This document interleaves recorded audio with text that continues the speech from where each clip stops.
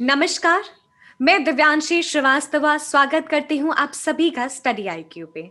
आज के इस इंटरव्यू सेशन में हम सभी के साथ जुड़े हैं मिथिलेश कुशवाहा जी, जिन्होंने ईपीएफओ एसएसए 2020 एग्जाम क्लियर किया है। बहुत बहुत स्वागत है मिथिलेश जी आपका स्टडी आईक्यू पे। Thank you ma'am. और मैं सभी व्यूअर्स को ये बता देना चाहती हूँ कि मिथिलेश जी फॉर्मर एयरफोर्स ऑफिसर भी रह चुके हैं। तो ये बात जान के हम we look up to you Mithilesh ji and we are looking forward for the interview. Thank you ma'am. Sir, interview की शुरुआत में आपसे पूछना चाहते हैं, कब आपने सोची आपको ये एग्जाम लिखना है? 2018 जून में एयरफोर्स से वीआरएस लिया था मैम।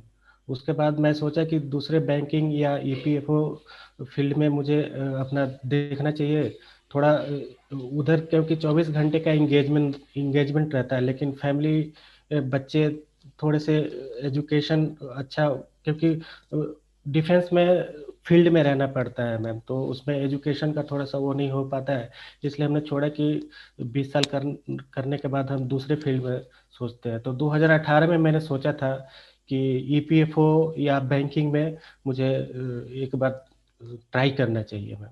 सर, जैसे कि आपने बताया आपने फैमिली के वजह से अपना एयरफोर्स का करियर छोड़ा और फिर आपने सोचा कि इस एग्जाम के लिए लिखें, तो आपको हम कह सकते हैं एज अ फैमिली मैन आपने किस तरीके से इस एग्जाम को अप्रोच किया?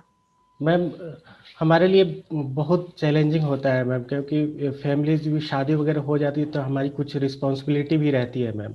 और जब हमें मैक्सिमम ज़रूरत रहती है फाइनेंशियली, उस टाइम हम छोड़ के जाते हैं मैम। तो एक थोड़ा सा मैं कह सकता हूँ कि एक डेयरिंग डिसीजन रहता है। काफ़ी लोग कर पाते हैं, बहुत लोग पीछे वो अपना एक्सटेंशन उसमें दे देते हैं मैम।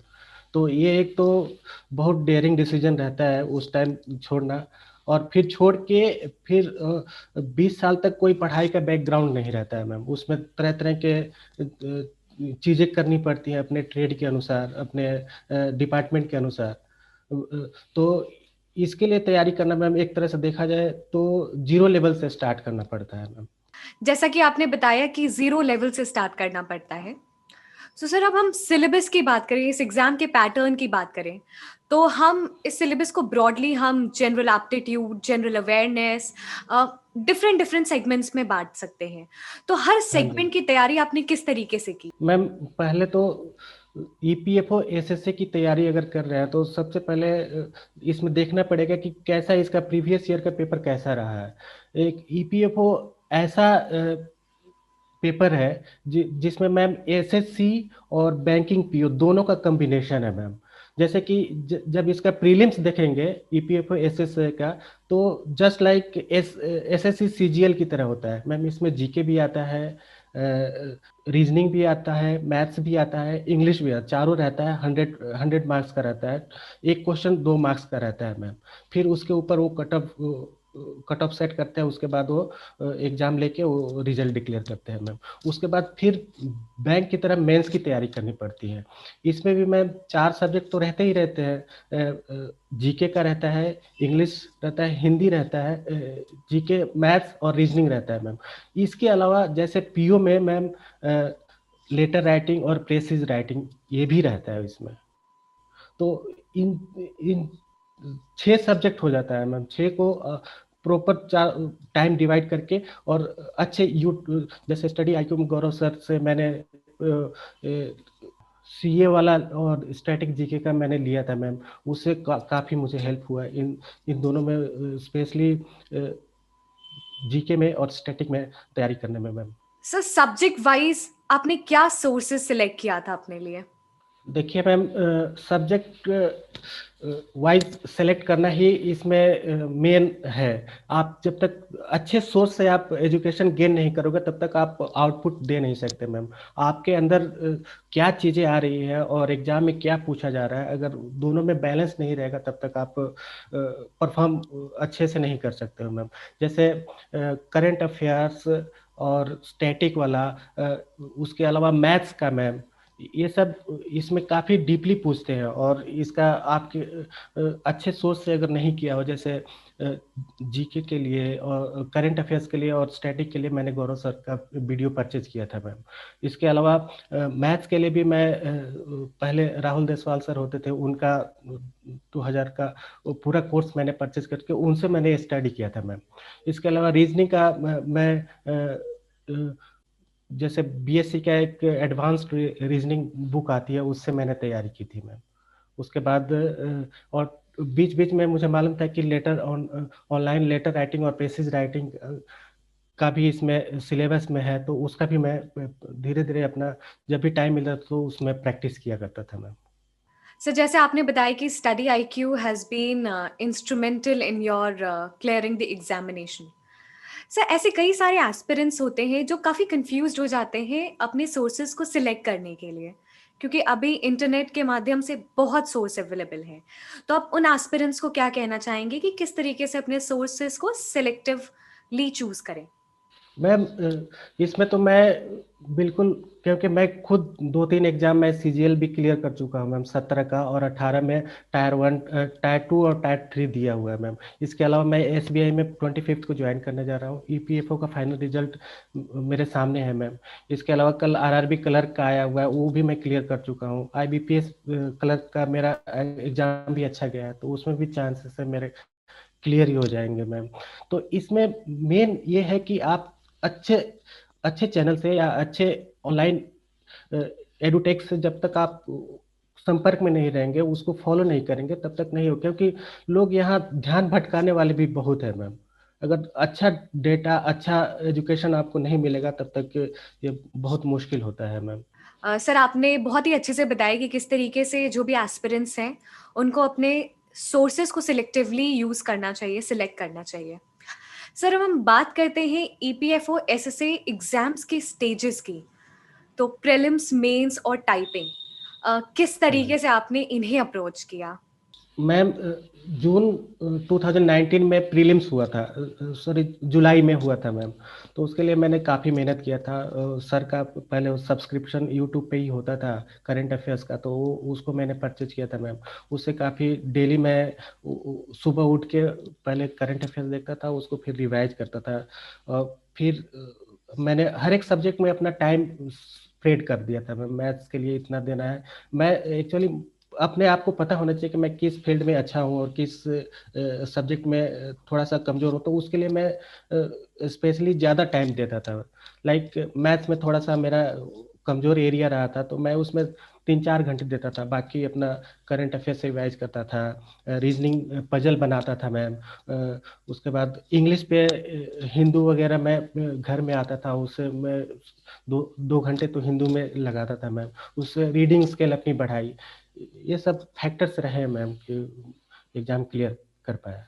सर, अब हम बात करेंगे कि आपने किस तरीके से एग्जाम में टाइम मैनेजमेंट किया, क्योंकि आप जिस तरीके से आपके पास एक फैमिली भी थी, तो किस तरीके से माइक्रो टाइम मैनेजमेंट आपने किया अपने प्रिपरेशंस को लेकर?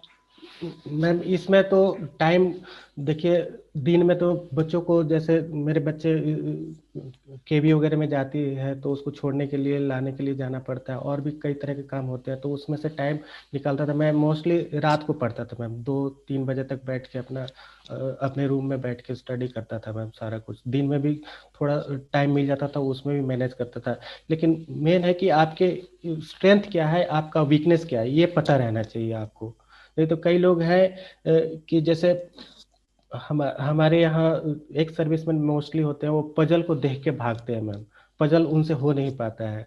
लेकिन हमें उसको, जो कहने का मतलब ये है, जो हमें हमारी कमजोरी है उसको अपना हथियार बनाना पड़ता है, तभी जाके एग्जाम निकलता है मैम, ऐसे नहीं निकलता है। ये आपने बहुत अच्छी बात की कि हमें अपनी कमजोरियों को पहले पहचानना है और अपनी उन्हीं कमजोरियों को हथियार बनाना है। हाँ जी मैम। सर, टेस्ट सीरीज कितना इम्पोर्टेंट है इस एग्जाम में अपीयर होने से पहले? मैम सच कहूँ तो टेस्ट सीरीज मैंने कोई परचेज नहीं किया था। सभी जितने भी लोग हैं सब बोलते हैं टेस्ट सीरीज देने से स्पीड बढ़ता है, लेकिन मैं थोड़ा सा अलग अप्रोच किया मैम। मैं अपना बेसिक कंसेप्ट स्ट्रोंग किया।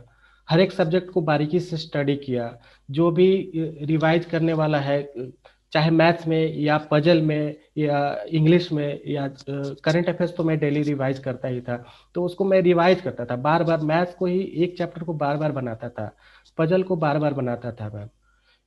मैं टेस्ट सीरीज में क्यों, टेस्ट सीरीज में मानना ये है कि टेस्ट सीरीज हम लोग वही अटेम्प्ट करेंगे जो हमें आता है, उसमें टेस्ट सीरीज में अपना कॉन्सेप्ट बिल्डअप नहीं हो पाता है मैम। इसलिए मैं अपना कॉन्सेप्ट स्ट्रॉन्ग करना चाहता था, इसलिए मैं टेस्ट सीरीज नहीं देता था, मैं सीधे महा टेस्ट सीरीज अपना उसमें एग्जाम में ही देता था मैं। सर आपने कॉन्सेप्ट स्ट्रॉन्ग करने पे ज़्यादा फोकस किया। सर ये तो रही हमारी जनरल स्ट्रैटेजी की बात एग्ज़ाम से पहले। बट सर जब हम एग्ज़ाम की बात करें तो कौन सा सेक्शन आपने पहले उठाया करने के लिए और किस तरीके से हर सेक्शन को टैकल किया? मैम ये एक बहुत बड़ा ये फैक्टर रहता है एग्जाम क्लियर करने के लिए। जैसे कोई भी सब्जेक्ट आपके पास ओपन होता है स्क्रीन पे, तो सबसे पहले भले ही 1 मिनट टाइम लग जाए, लेकिन हम पूरा क्वेश्चन को देखना चाहिए। जैसे 50 क्वेश्चन आते हैं, 50 क्वेश्चन को देखना चाहिए कि कौन कौन से क्वेश्चन पे मैंने प्रैक्टिस किया है, कौन कौन सा डुएबल है, कौन कौन सा जो टफ टफ की श्रेणी में आ रहा है। तो मेरा स्ट्रेटजी ये रहता था कि जो भी इजी क्वेश्चन हो वो छूटे ना, और इस तरह से मैं अपना मार्क कर देता था क्वेश्चन के कौन से जैसे सिंप्लीफिकेशन नॉर्मली इजी रहता है, तो सिंप्लीफिकेशन 5 सिंप्लीफिकेशन आए तो पहले मैं उसको कर लेता था। उसके बाद नंबर सीरीज आती हैं तो नंबर सीरीज कर लेता था, उसके बाद मैं डीआई करता था, उसके बाद मैं वर्ड प्रॉब्लम में जाता था। तो इस तरह से करने में काफी मतलब थोड़ा सा जैसे मान लीजिए डीआई वगैरह कंप्लीट हो गया तो अंदर से ये होता है कि चलो इतना मैं बना दिया, अंदर से मोरल अप होता था मैम। तो इस तरह से मैं जैसे इसमें भी इंग्लिश इंग्लिश में भी मैं आरसी पे पहले नहीं जाता था, पहले मैं फिल इन द ब्लैंक्स हुआ, एरर हुआ, सेंटेंस इंप्रूवमेंट हुआ, इन सबको मैं टैकल करता था। उसके बाद मैं आरसी के लिए टाइम मिला तो करता था, और करता भी था तो पहले आरसी को करता था तो पहले मैं सेंटेंस क्वेश्चन पूछ देखता था कि क्या क्वेश्चन है, उसके बाद मैं उसमें जाता था, पैराग्राफ में जाता था मैं। तो इसी तरह से रीजनिंग में जाए तो रीजनिंग में पहले मैं पजल नहीं उठाता, जो दूसरे मिससेलेनियस क्वेश्चन थे उसको मैं देखता था, उसके बाद सेंटर में बीच के टाइम में पजल उठाता था, और एकदम से लास्ट में भी पजल नहीं करता था। क्योंकि कई बार क्या होता है कि हम पजल कर लिए, बन गया, लेकिन जैसे ही टिक करने गए तब तक टाइम अप हो जाता है, दूसरा सेक्शन आ जाता है। तो ये सब चीजें बहुत फैक्टर एग्जाम में काम करता है मैम।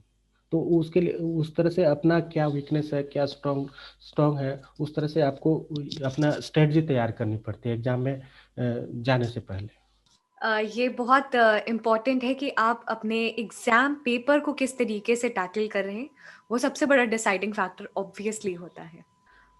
हमने सब प्री मेंस की तो बात की। सर हम टाइपिंग की बात करना चाहते हैं जो स्टेज 3 ऑफ द एग्जामिनेशन होता है, उसमें आपने हम्म। कैसे अपनी स्ट्रैटेजी रखी? मैम टाइपिंग देखिए, ये तो एक क्वालिफाइंग क्वालिफाइंग राउंड होता है, इसका ना मार्क्स ऐड होता है ना कटता है, लेकिन बस इसमें केवल आपको क्वालिफाइंग, उनका सर्टेन कुछ लिमिट रहता है, उसमें आपको पास करना होता है। तो इसमें मैं यही करता था डेली, कम से कम आधा घंटा 1 घंटा रहता था, तो मैं अपने उन्होंने लिंक एक दिया हुआ था, उस पर मैं प्रैक्टिस करता था। और इसमें इसमें भी एक चीज ध्यान, अगर कम प्रैक्टिस करेंगे तो उसमें पजल हो जाता है आदमी, हाथ कांपने, 15 मिनट का टाइम रहता है, अगर पूरा नहीं हुआ तो हाथ कांपने लगता है इस तरह से। तो उसका भी ध्यान रख के उसके ज़्यादा से ज़्यादा प्रैक्टिस करेंगे तभी जाके मैम उसमें एग्जाम के समय हम नॉर्मल बिहेव कर सकते हैं। सर हमने बहुत ही डिटेल स्ट्रैटेजी बात की ईपीएफओ एसएसए एग्जाम को अप्रोच करने की, प्रीलिम्स मेंस टाइपिंग। सर अब आपसे पूछना चाहेंगे अब आप क्या एडवाइस सजेशन देना चाहते हैं जो भी एस्पिरेंट्स हैं, चाहे एक्स सर्विसमैन है, इस एग्जाम को टारगेट कर रहे हैं?